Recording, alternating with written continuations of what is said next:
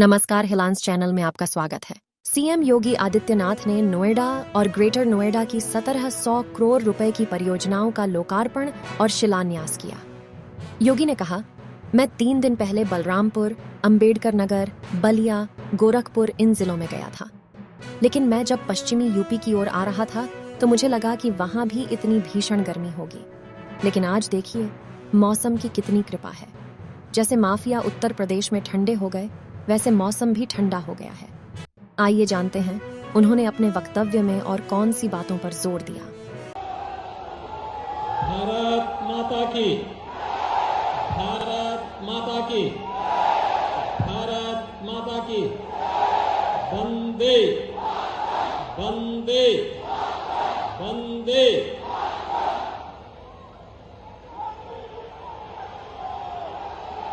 भारत के यशस्वी प्रधानमंत्री श्री नरेंद्र मोदी जी के नेतृत्व में 9 वर्ष की इस यशस्वी यात्रा के उपलब्धियों को लेकर के आयोजित गौतम बुद्ध नगर लोकसभा सीट के इस जनसभा में मंच पर उपस्थित क्षेत्रीय अध्यक्ष श्री सत्येंद्र सिसोदिया जी, उत्तर प्रदेश सरकार में मेरे सहयोगी औद्योगिक विकास के मंत्री श्री नंद गोपाल गुप्ता नंदी जी, राज्य मंत्री जसवंत सैनी जी,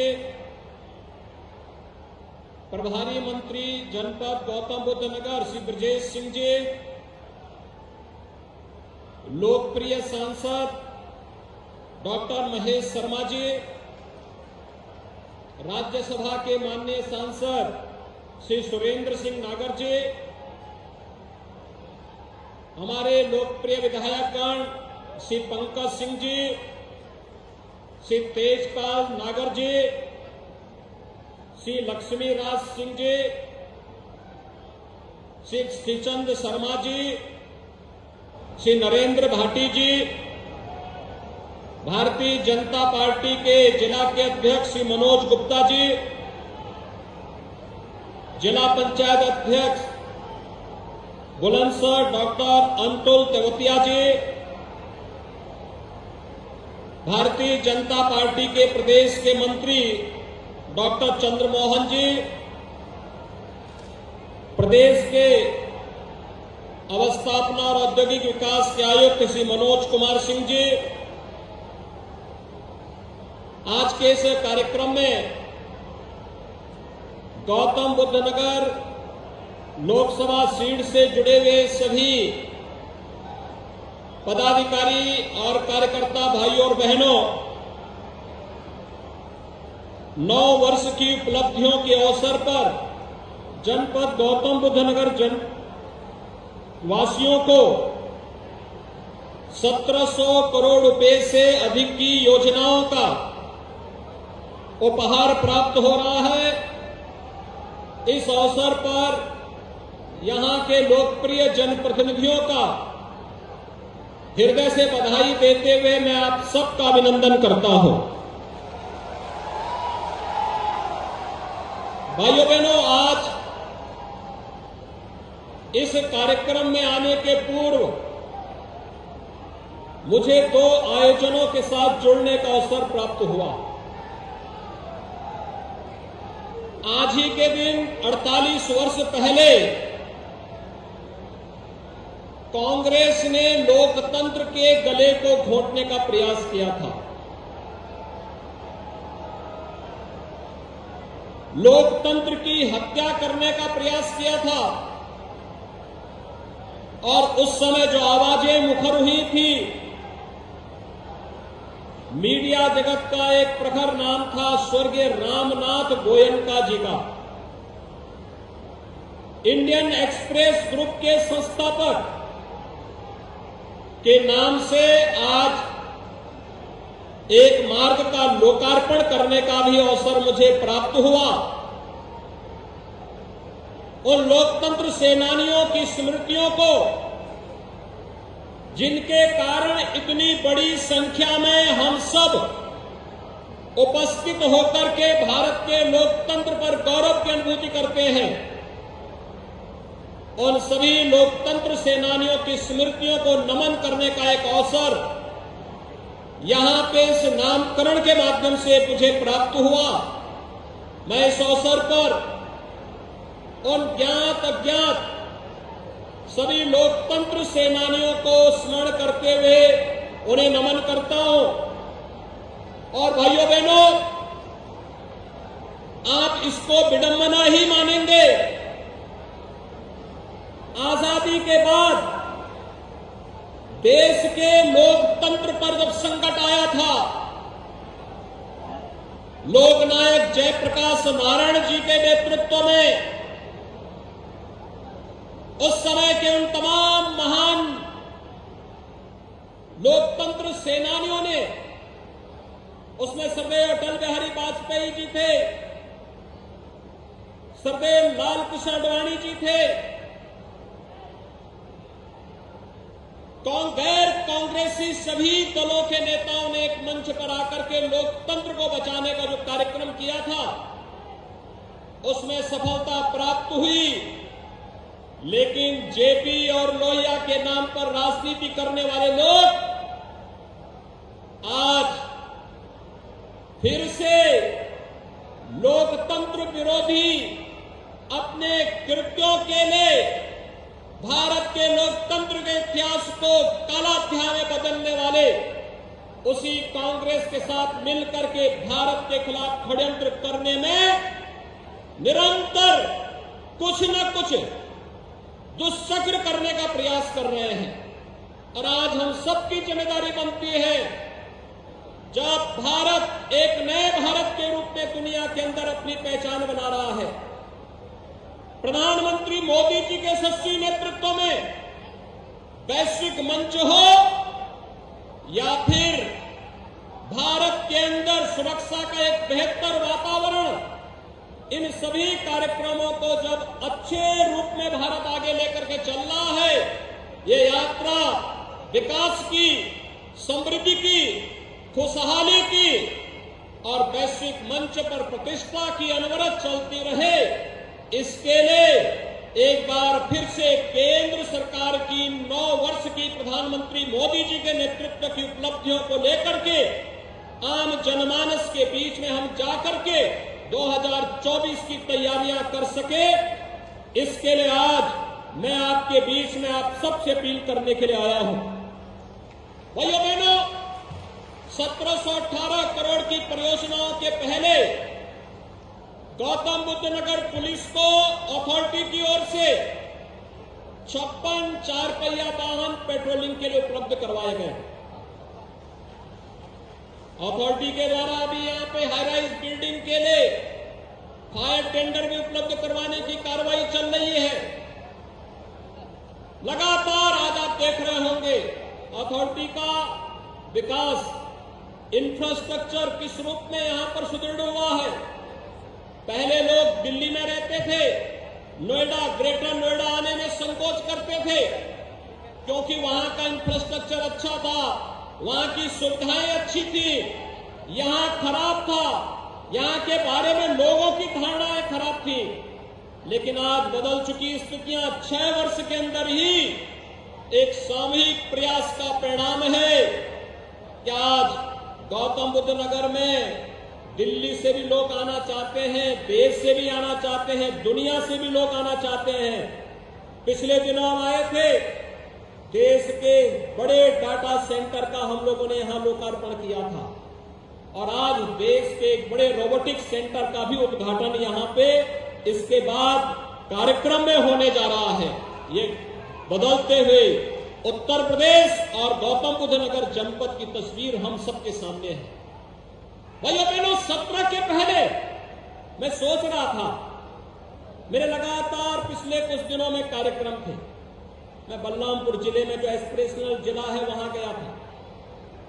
अभी 3 दिन पहले बलरामपुर, अंबेडकर नगर, बलिया, गोरखपुर, इन जनपदों में मैं गया था। बड़ी गर्मी थी, लेकिन जब मैं पश्चिमी उत्तर प्रदेश की तरफ आ रहा था तो मुझे लगा कि वहां भी इतनी भीषण गर्मी होगी।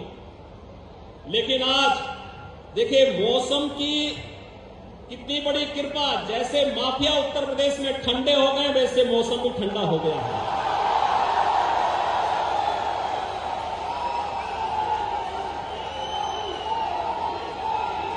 मुझे सुबह बताया गया, मैं रात्रि को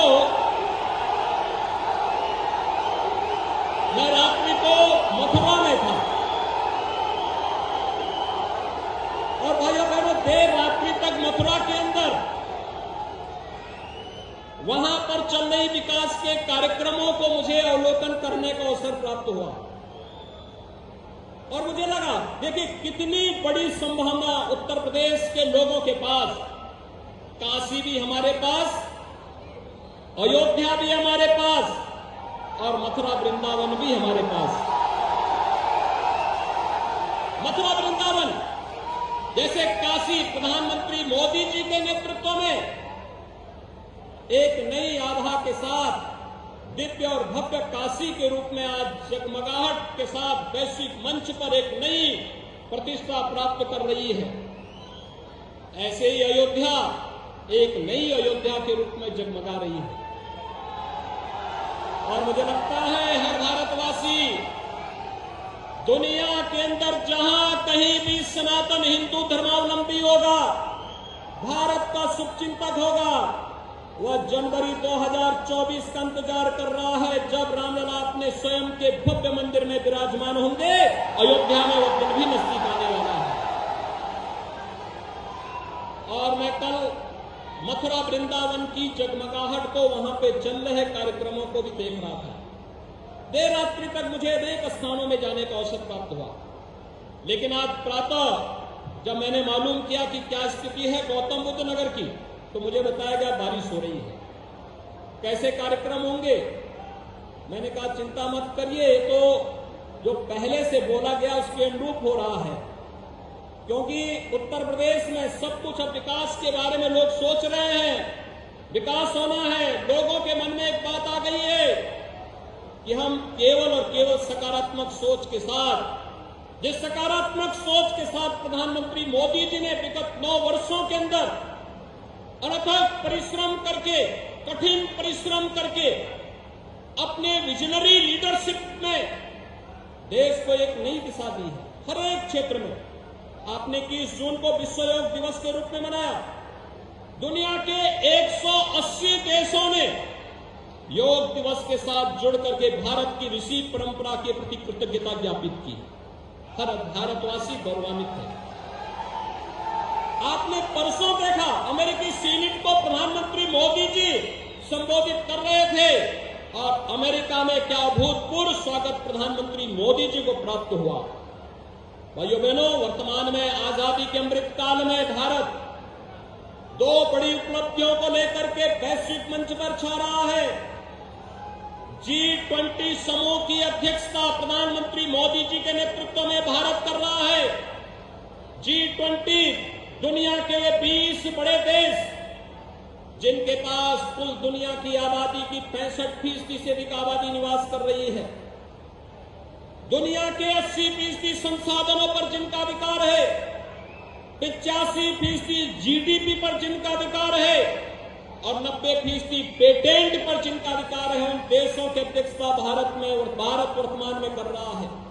G20 का एक समिट गौतम बुद्ध नगर जनपद में भी प्रस्तावित है।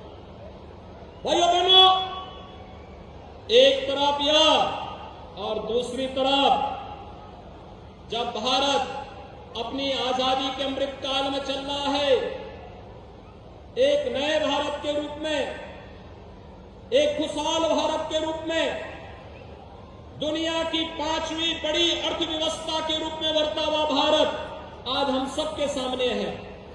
कोरोना कालखंड में फ्री में टेस्ट, फ्री में उपचार, फ्री में वैक्सीन और 3.25 वर्षों से 80 करोड़ लोगों को प्रधानमंत्री मोदी जी के नेतृत्व में फ्री में राशन की सुविधा का लाभ भी भारत दे रहा है। दुनिया के अंदर कोई देश नहीं दे रहा है। भाइयों बहनों, 80 करोड़ लोगों को भारत 3.25 वर्ष से फ्री में राशन की सुविधा दे रहा है। और दूसरी तरफ 1947 में भारत का विभाजन करके बना हुआ पाकिस्तान एक एक रोटी के लिए मोहताज हो रहा है। जब भारत अपनी आजादी का अमृत महोत्सव मना रहा है, तब भारत खुशहाली की ओर से दुनिया की एक बड़ी आर्थिक ताकत के रूप में उभर रहा है। भारत के नागरिकों में समृद्धि आ रही है। भारत विकास की एक नई यात्रा के साथ आगे बढ़ रहा है और ये यात्रा इसी प्रकार से बनी रही। 2027 आते आते भारत दुनिया की तीसरी बड़ी अर्थव्यवस्था के रूप में स्थापित होगा। एक तरफ भारत की शानदार यात्रा और दूसरी तरफ पाकिस्तान अपनी नकारात्मक सोच के नाते, अपनी विध्वंसात्मक सोच के नाते भूखमरी और दरिद्रता की एक नई कहानी रचता हुआ दिखाई दे रहा है।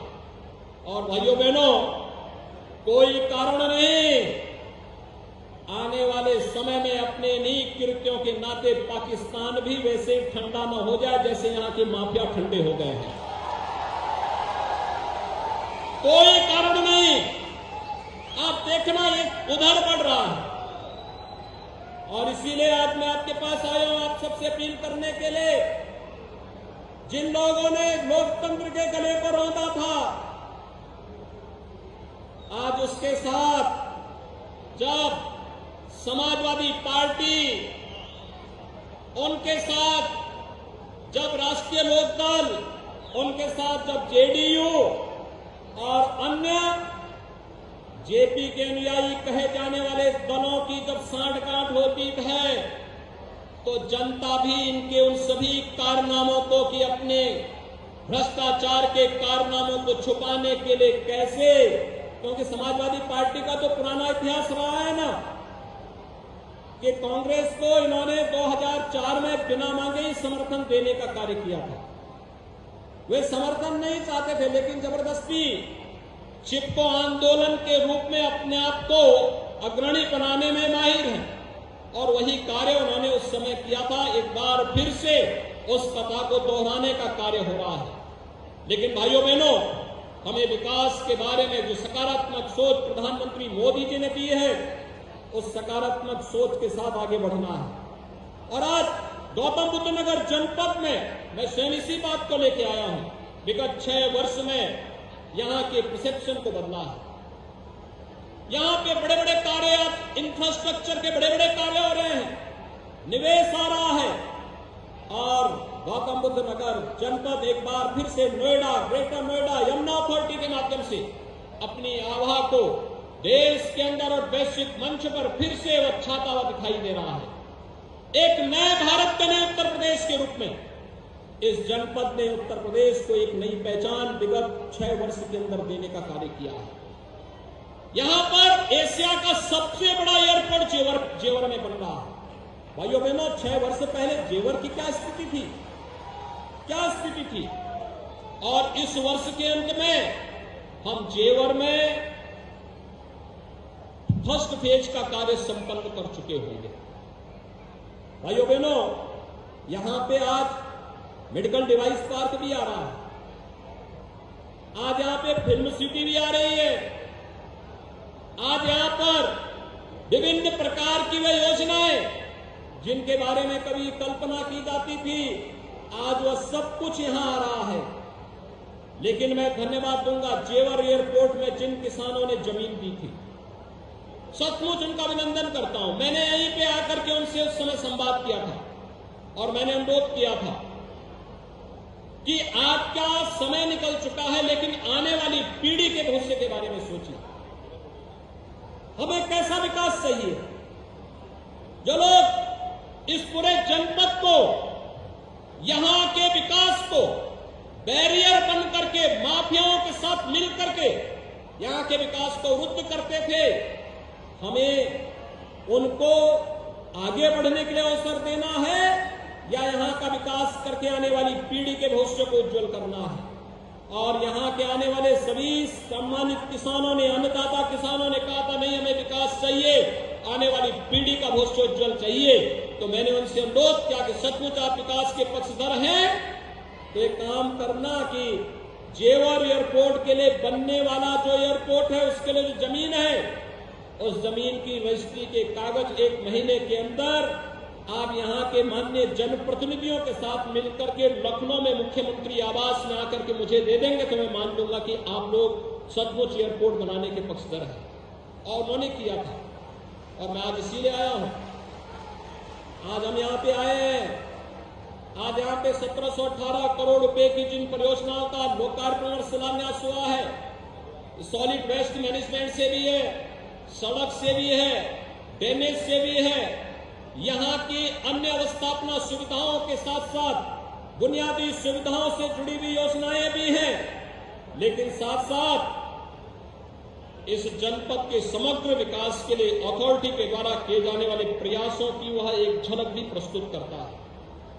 भाइयों बहनों, मैं यही आश्वासन देने के लिए भी आया हूं, किसानों की समस्या का समाधान हमारी शीर्ष प्राथमिकता है और सकारात्मक योगदान, संवाद से इस समस्या का समाधान होगा।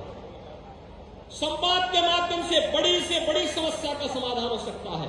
आखिर हम लोकतांत्रिक समाज में रहते हैं, इसके लिए नकारात्मक ताकतों को बीच में नहीं आने देना है। जो लोग विकास के विरोधी हैं, आपके कंधे पे बंदूक रख करके केवल अव्यवस्था पैदा करना चाहते हैं, विकास को बाधित करना चाहते हैं और आने वाली पीढ़ी के भविष्य के साथ खिलवाड़ करना चाहते हैं, उन लोगों को सफल नहीं होने देना है। हम संवाद के माध्यम से अपनी समस्या का समाधान करें और साथ ही साथ हम लोग यहाँ पे बायर और बिल्डर से जुड़ी हुई समस्या का समाधान करने के लिए भी एक सकारात्मक दिशा में आगे बढ़ने वाले हैं। इस समस्या का भी समाधान होगा, क्योंकि यहाँ के विकास के लिए यह आवश्यक है और इन सभी समस्याओं का सकारात्मक रूप से समाधान के किसी निष्कर्ष पर हम पहुंच सके, इसके लिए जनता जनार्दन का योगदान, जनप्रतिनिधियों की सक्रियता और साथ साथ सभी प्रकार के प्रशासनिक अथॉरिटी, शासन से जुड़े हुए अधिकारियों का बेहतर संवाद इस पूरी प्रक्रिया को आगे बढ़ाएगा। और मैं विश्वास के साथ कह सकता हूं, यह आज नए भारत के नए उत्तर प्रदेश में संभव है, यह हमने करके दिखाया है और इसके परिणाम भी बहुत शीघ्र आप सबके सामने आएंगे। आज के इस अवसर पर भाइयों बहनों, 9 वर्ष की प्रधानमंत्री मोदी जी के नेतृत्व की उपलब्धियां बेमिसाल हैं। खुशहाल भारत की एक नई नींव रखने वाले हैं और समृद्ध और खुशहाल भारत की इस नई नींव के लिए हम सबको भी मिलकर के प्रधानमंत्री मोदी जी के नेतृत्व में इस नए भारत के निर्माण के लिए, समृद्ध भारत के निर्माण में अपना योगदान देना होगा। आज के इस अवसर पर एक बार फिर से मैं आप सबको हृदय से इन सभी योजनाओं की बधाई देते हुए, सभी माननीय जनप्रतिनिधियों को बधाई देते हुए गौतम बुद्ध नगर वासियों का अभिनंदन करता हूं। धन्यवाद। जय हिंद। कोटि से धन्यवाद।